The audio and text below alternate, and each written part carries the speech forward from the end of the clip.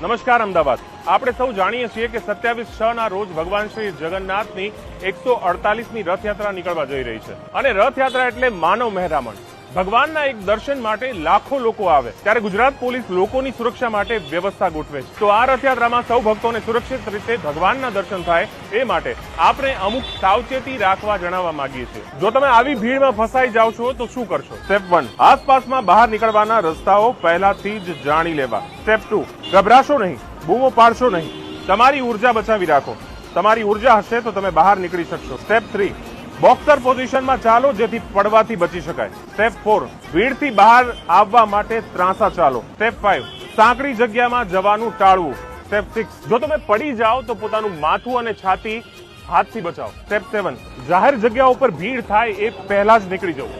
તો ચાલો આ સૂચનાઓનો અમલ કરીએ અને સુરક્ષિત રહીએ। જય જગન્નાથ।